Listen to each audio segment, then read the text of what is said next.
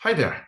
Thanks for joining CPG Bytes, a series of short video segments from Treasure Data, where we chat about the latest news and industry trends and read between the lines to provide our perspective and insights. So David, my friend, what do you have for us this week? Well, I guess since it's the beginning of December, I can say happy holidays to you.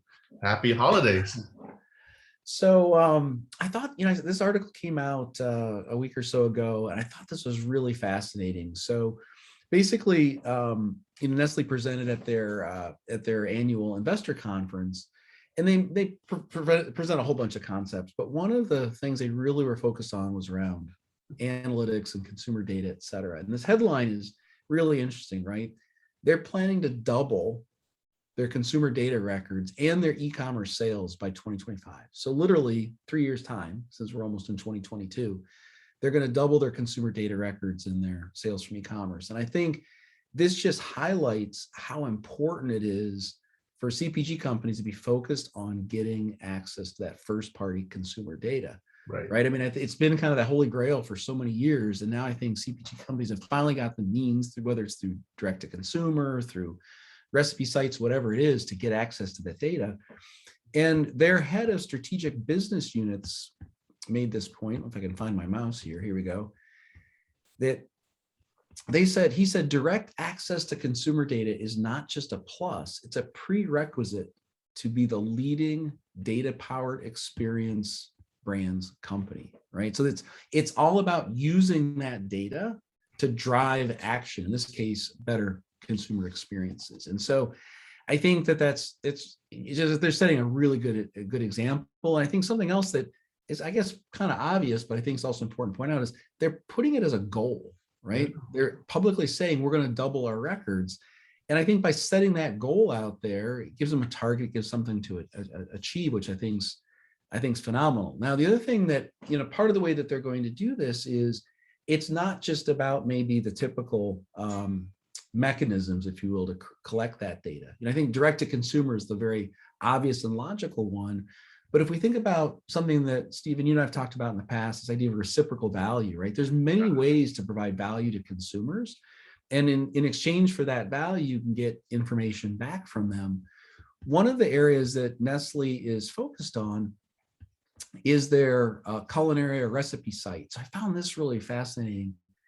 They get across their, Nestle being the largest food company in the world, they have a number of recipe and culinary sites, but they get 200 million visitors per month.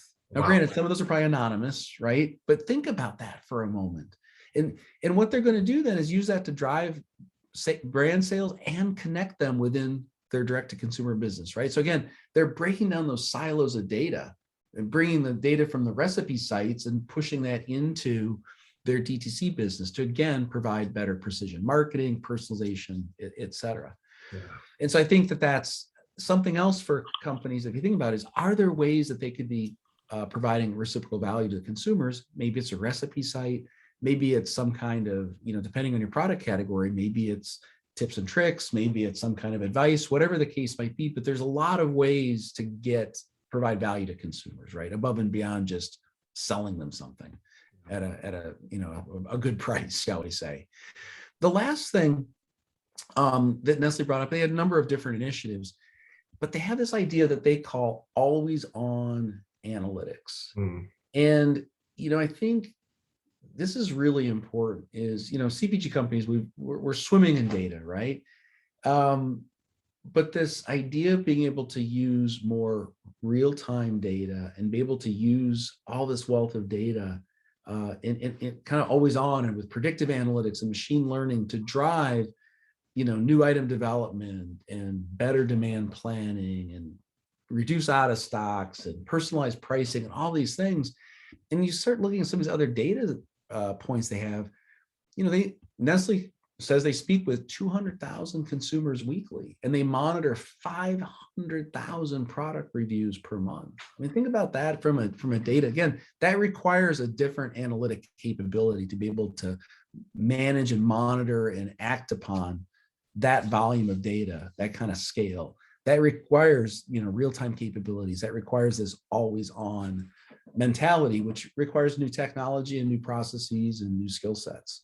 So I think it's, think about, kind of for the audience here, things to think about is, what's your target for consumer records? Set a goal and figure out how you're going to get that first party data. And maybe a way to do that, the second point is think outside the box in terms of the value you can provide your consumers. What is that reciprocal value? Is it a recipe site? So on and so forth. And the third piece is, are you ready to be able to have an always on analytics mentality and strategy?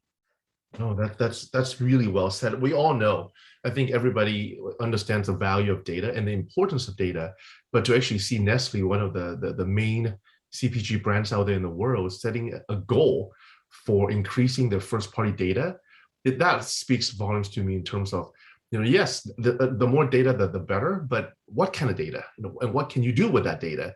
And they set the goal for first party data. That's pretty specific.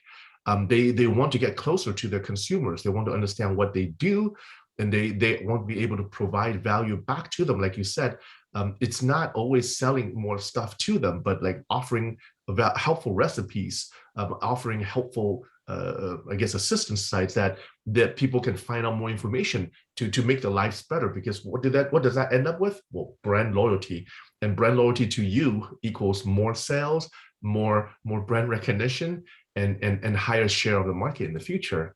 And I do like the new terminology of always on analytics. It's real time, right? So analytics shouldn't be sporadic. It shouldn't be a post-mortem. It should be always on. You should always be looking at data in real time to say, hey, what do I need to do now?